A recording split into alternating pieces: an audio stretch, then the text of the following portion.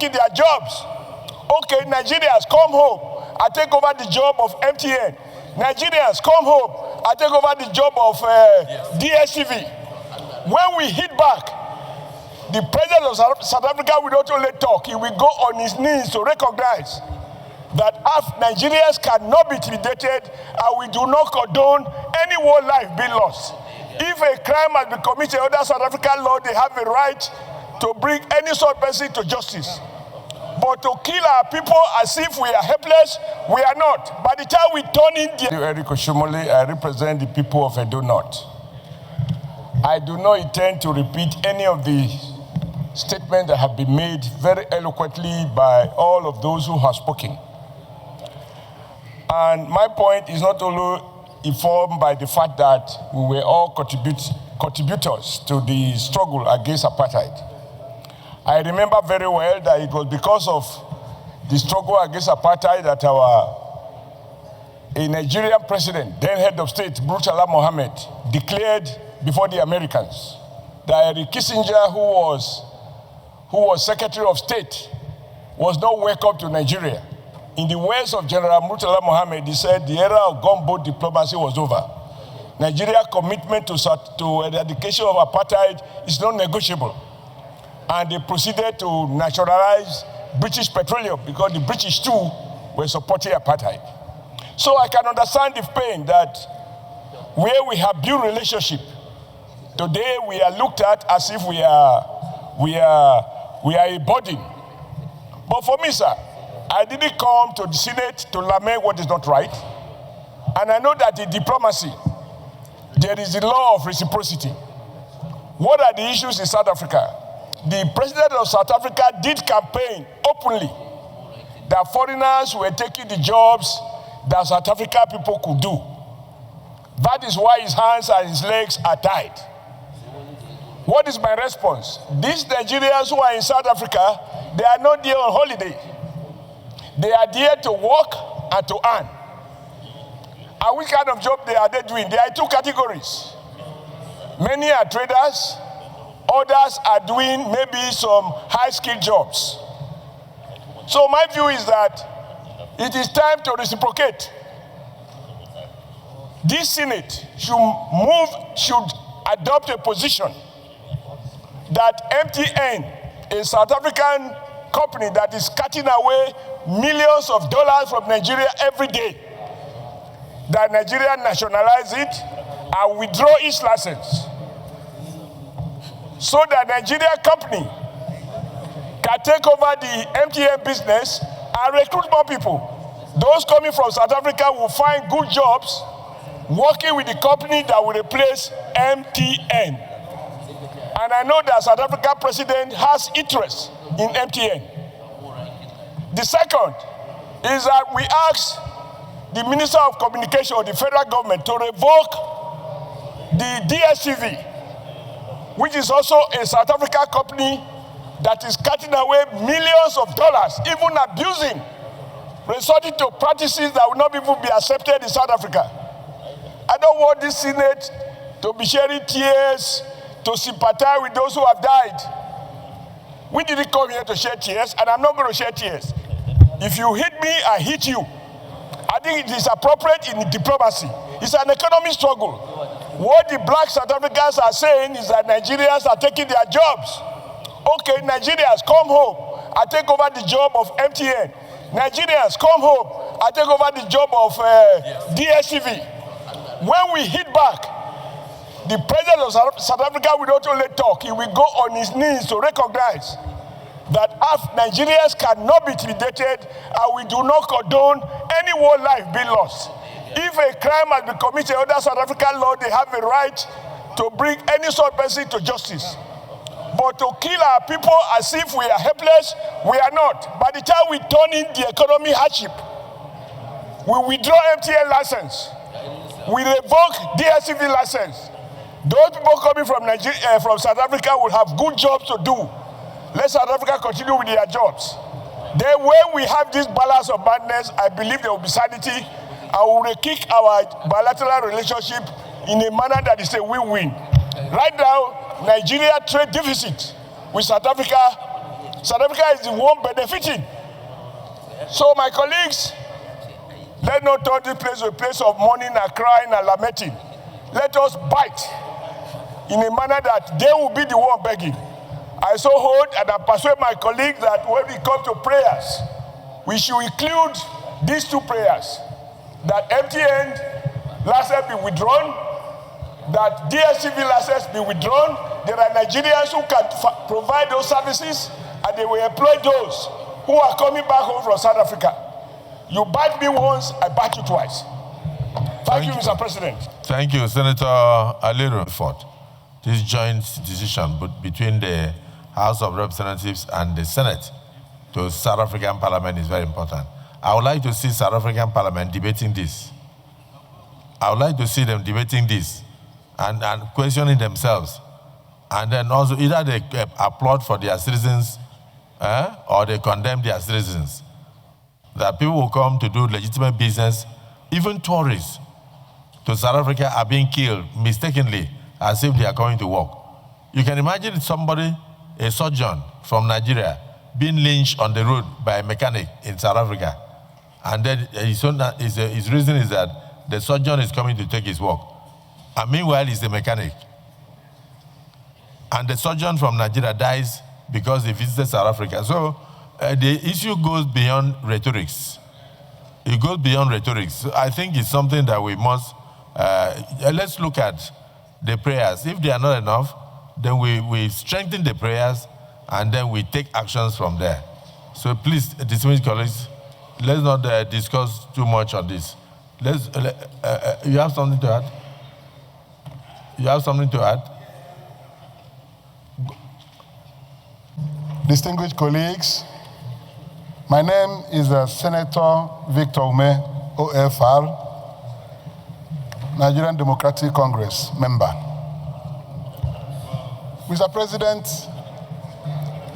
I rise to contribute to this very important motion brought by Senator Anyeke Aten through 4151 to this Senate.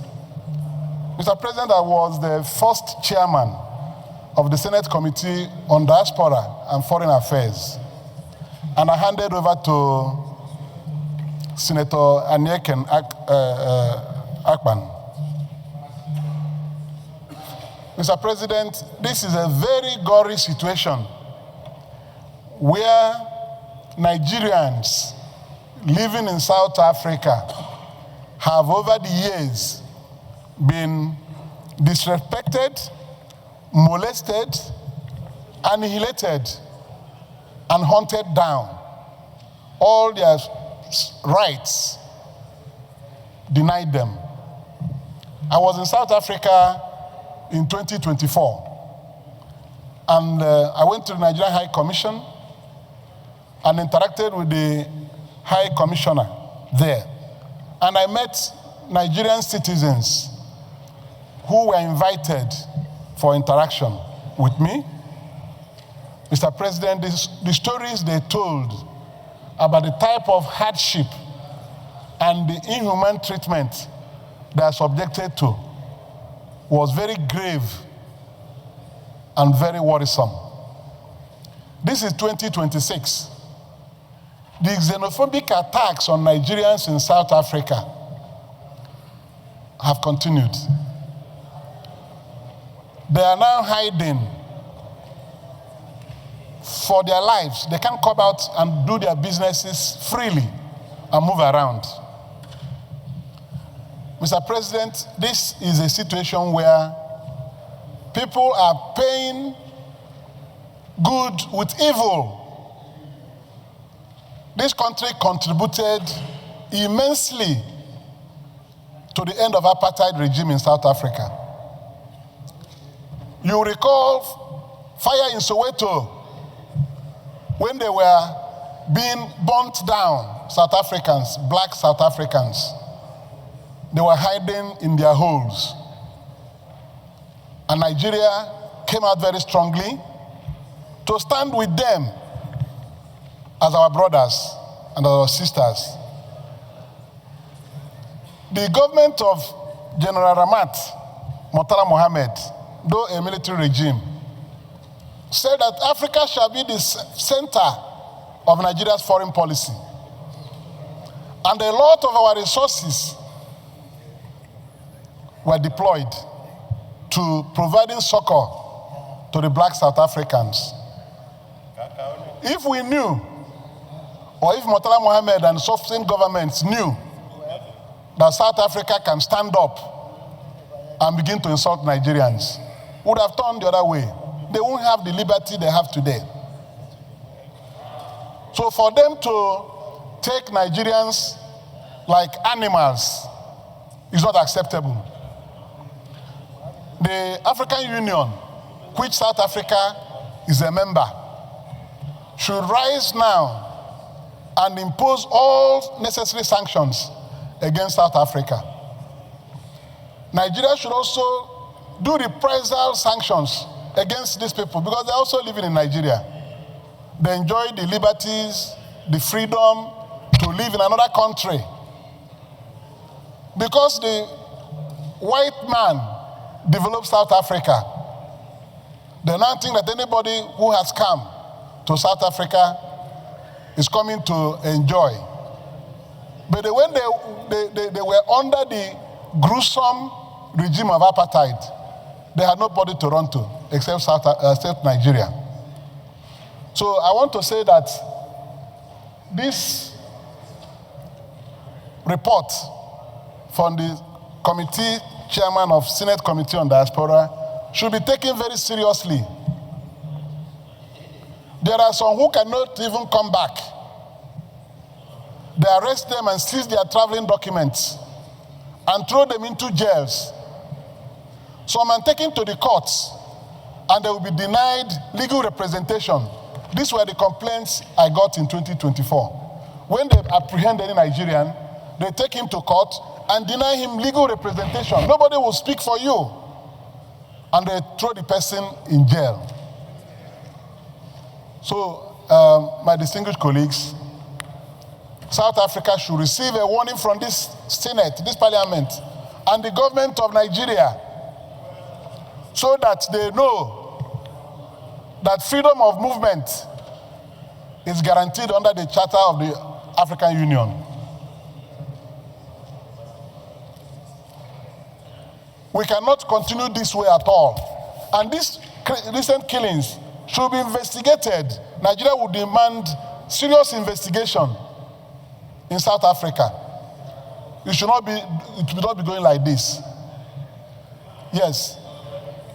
Otherwise, we wait for them here. If we see them here, we'll tell that this country belongs to very civilized and strong people. We are not weak. We're not weak. We're not weak. I so submit. They should respect Nigerians in South Africa. No, please. I'm very angry about this. Don't tell me to submit. I'm very angry. If you go there, you see the inhuman treatment they're giving to Nigerians. Why should they do that? Distinguished. So, Mr. President, thank you. Distinguished, everybody feels I've spoken out of my We feel your pain, my so pain. don't... Senator Because I saw these things when I went there. No, don't worry, Senator Nigerians should Mangudu. be hiding in Senator South Africa. Mangudu, go ahead. It's not a discussion of one day. Thank you. Thank you. Senator Mangudu. Mr. President, thank you for the opportunity. My name is Oji Uzokalo. I represent Abia North. I would like to move a simple motion because all parties speaking are saying the same thing. I'd like to just move a simple motion to commute this thing to Committee on Foreign Affairs and the OShiomole Committee, Diaspora, and one other relevant committee, so that they will be able to study and come back to us in 2 weeks. So, and the National Security and Intelligence, let us not, excuse me, gentlemen, listen, let us not kill our relationship. We are very angry. Nobody is happy. Our Minister of Foreign Affairs is in South Africa now. And the ministry invited the High Commissioner yesterday, and you have invited the High Commissioner. Let senators, not because of seeing them, within anything you say immediately. But not because people want to be seen in the television to speak about this. No, let us quickly set up these committees and come back to the Senate.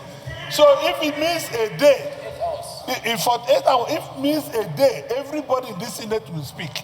You give the 109 senators, including you, the opportunity to speak. That would be nice. Because wasting our time and going back to taking the something. Yes, nobody is deviating from the Constitution. We are asking you to do it right. You must do it right. You cannot just do it the way you want to do it.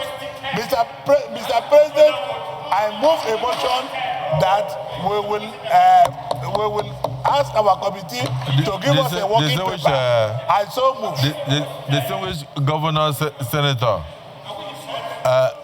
the motion, amend the motion. Very distinguished colleagues, my name is Ahmed Ibrahim Lawan. I represent Yavino Senatorial District. Mr. President, I really need your full attention. Chief Whip.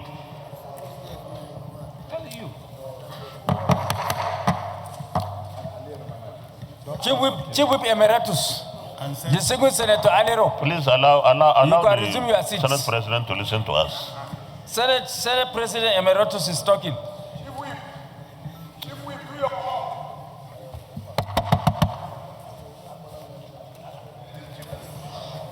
Thank you very much, Mr. President. Very distinguished colleagues. Mr. President, I've listened to the previous interventions by our colleagues with rapt attention. If we spend the whole day of today on this matter alone, it's worth it, Mr. President.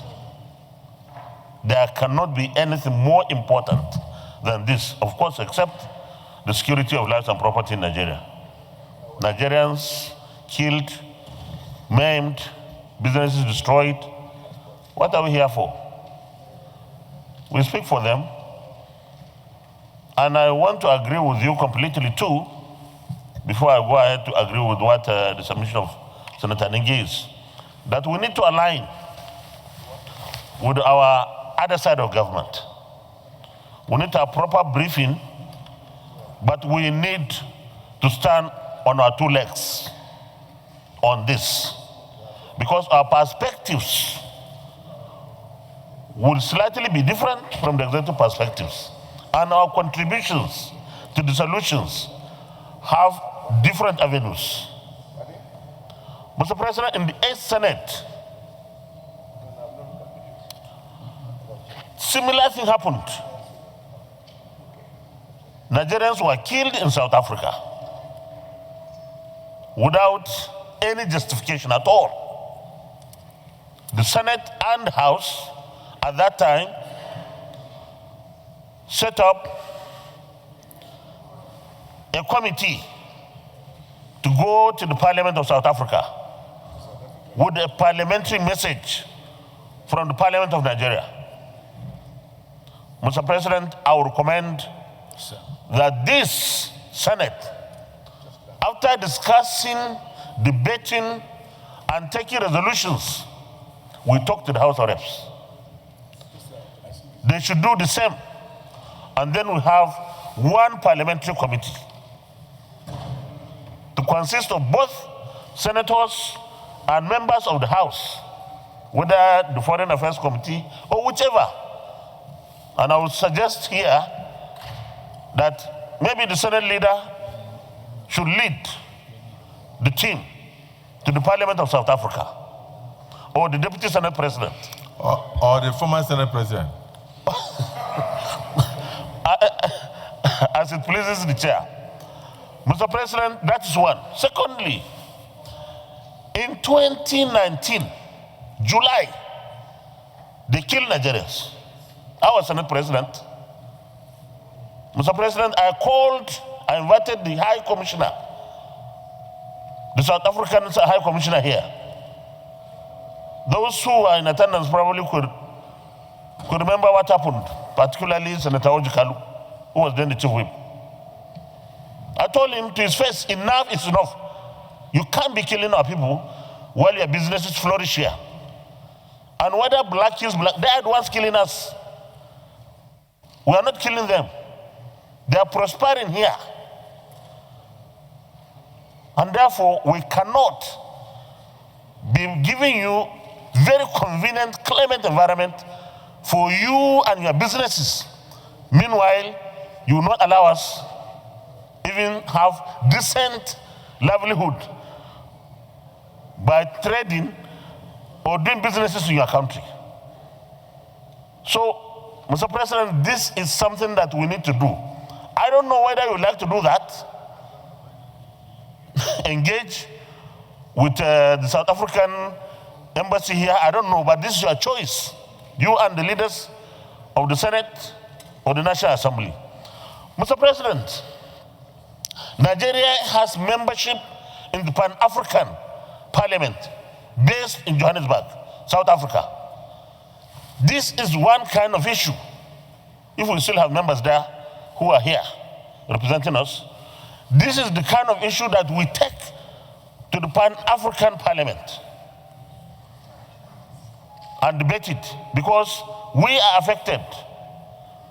And the members, I don't know whether you have them here, but they are supposed to be in the Senate and in the House. Normally the Senate leader is a member from here and one additional person. If they have not been taking part, let's start taking part, even though we are at the... They are taking part. The Senator Salim Mustafa and the Senate leader are members of the panel. Okay, that's great. This is one issue that if there is an opportunity for them to be at the parliament sitting, they should present this. Mr. President, I believe that we have every reason to do something. We cannot just be saying it's talking. No. Let's tell the executive arm of government what we feel and let them tell us what they think they can do. And then we align ourselves so that we talk the same language in different ways. Because that's very, very important. But I want to conclude here by suggesting that the House and the Senate should collaborate on this. We should partner and take one team. If there is need for us to send our team to the South African Parliament. Thank you very much, Mr. President. Well, to be honest, distinguished Senator Ahmed Lawan, I don't think your thoughts are different from mine. I've already sent a message that I would like to see the High Commissioner from South Africa to Nigeria. I also spoke with our Foreign Affairs Minister, Bianca Ono, for over 1 hour, 30 minutes on this issue. Like I said, if you watch those videos, you will not be able to sleep. So I was planning to meet with them and then come back to report to the Senate.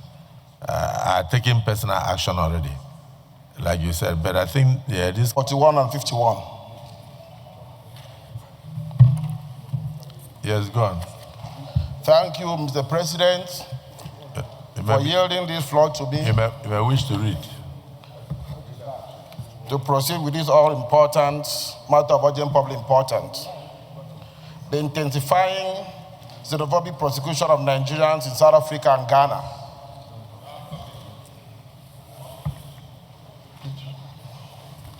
A call for urgent national diplomatic and humanitarian action to defend the dignity, safety, and honor of Nigerian citizens. The President, Senator Nekan Bassi. You are coming under order. 41 and 51. What do the others say? 41. The matter of discussion shall, if possible, be referred to the President of the Senate after commencement of the day sitting. And the President of the Senate shall refuse to allow the claim unless he is satisfied with the matter, that the matter is definite and urgent. 2, if the claim is allowed by the President of the Senate, the leave of the Senate is given by at least 1/5 of the senators. The matter shall stand down over till the next legislative day. The matter shall Stand down. But the distinguished colleagues, Senator Anyeka Mbasi actually brought the matter which is urgent and very crucial. It's in respect of the diplomatic row between Nigeria and South Africa. The killing, the shaming, and the burning of shops and burning of Nigerians in South Africa. It's such a tragic incident. But like you said, I can just ask whether the matter should stand to the next legislative date, or do you wish to take it now? I wish to take it now, Your Excellency. Distinguished colleagues, is it the view of the Senate that if we are allowed to take the matter now, those in support say aye, those against say nay. The ayes have it, so you can proceed. Thank you, Mr. President, for yielding the floor to me to move this very, very important matter of urgent public importance. A call for urgent national diplomatic and humanitarian action to defend the dignity, safety, and honor of Nigerian citizens. This matter is co-sponsored by Senator Xenophobic. The Senate notes the grave concern and overwhelming sense of national pain, the widely reported incidents of April 2026, and the recurring waves of xenophobic violence, persecution, intimidation, harassment, displacement, destruction of businesses and properties, and threats to life directed against Nigerians and other African nationals resident in South Africa and Ghana, forcing many innocent persons to live in terror, thereby abandoning their livelihoods and fleeing communities in which they lawfully reside, and they have contributed immensely through honest labor and enterprise. The Senate also notes with deep concern that beyond the physical attacks lies a deepening atmosphere of fear, humiliation, psychological trauma, and dehumanization, wherein Nigerians are increasingly profiled, haunted, and treated as though being a Nigerian national alone constitutes an offense. A situation the government of the Republic of South Africa had publicly acknowledged and offered promises towards restoring order, thereby confirming the authenticity, seriousness, and contemporaneous nature of this incident. The Senate further notes that these ugly developments have generated widespread diplomatic anxiety across the African continent, prompting urgent engagement by several African states for the protection of their nationals, including reported measures by Botswana to close its border with South Africa and facilitate safe return of its citizens. The Senate recalls with solemn historical reflection and patriotism that Nigerian government workers, students, civil servants, and even ordinary market women stood unwaveringly at the forefront of the struggle against apartheid and racial oppression in South Africa from the 1960s until the dawn of democratic rule in the early 1990s. Sacrificing enormous financial resources, bearing diplomatic burdens, and demonstrating collective solidarity in the pursuit of liberation, dignity, and humanity of South Africans. The Senate also recalled that attacks directed against persons in the basis of nationality constitute grave violations of international human rights principles, offend the conscience of civilized nations, and are inconsistent with the provisions of ECOWAS protocols on free movement, the Charter of African Union, and other binding regional and international instruments guaranteeing the sanctity, dignity, equality, and protection of human persons. The Senate is aware that there is growing outrage, grief, disappointment, and frustration among Nigerians at home and abroad, arising from the perception that the response of the Nigerian authorities has not matched the urgency, firmness, and diplomatic assertiveness expected of our country. Historically regarded as the defender of black dignity and African solidarity. The Senate is also aware that recurring attacks have led to loss of lives, destruction of property, and business painstakingly built over decades, displacement of families and some of their young children and elderly, restrictions of movement, severe psychological trauma, and erosion of the sense of dignity and security. The Senate is also concerned that despite repeated diplomatic assurances and prayer undertaken by the host countries during similar occurrences in the past, there have been no satisfactory demonstration of accountability, visible deterrence, meaningful prosecution of perpetrators, or enduring guarantees for the protection of the victims, thereby entrenching a dangerous culture of impunity and emboldening further xenophobic violence. The Senate is also concerned that if immediate and decisive intervention is not undertaken, the continued escalation of these attacks may trigger retaliatory tensions, diplomatic strains, regional instability, and further deterioration of inter-African relations, contrary to the aspirations of the continental unity and peaceful coexistence. The Senate accordingly resolved to, 1, condemn unequivocally and in strongest terms the ongoing xenophobia attacks, persecution, intimidation, and acts of violence directed against Nigerians in South Africa and Ghana, describing such acts as barbaric, unacceptable, unlawful, and morally reprehensible, and fundamentally inconsistent with the ideals of African brotherhood and international human rights norms. 2, the Senate urges the federal government of Nigeria to immediately engage the high-level diplomatic dialogue with the government of South Africa and Ghana to ensure the protection of Nigerians. Demand full, transparent, credible, and independent investigation into all reported incidents with a view to identifying, arresting, prosecuting, and punishing all perpetrators and their sponsors, as well as obtain enforceable assurances against future occurrences. 2,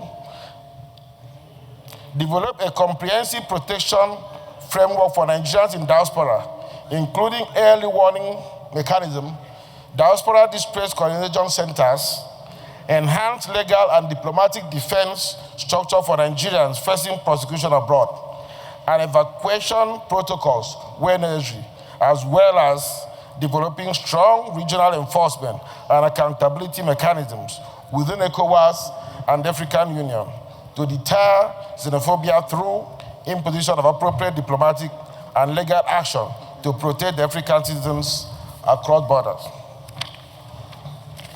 3, activate all diplomatic and legal mechanisms, including summoning envoys where necessary, while providing emergency humanitarian assistance, temporary shelters, evacuation support where required, legal representation, trauma support services, and real-time protection and communication channels for affected Nigerians through the Federal Ministry of Foreign Affairs, and other relevant agencies. 3, mandate the Senate Committee on Diaspora and NGOs to embark on a fact-finding legislative inquest into the recurring xenophobia attacks on Nigerians, as well as engage with affected Nigerians, diplomatic missions, and international partners, and report back its findings to the Senate. I so move. Senator Ome.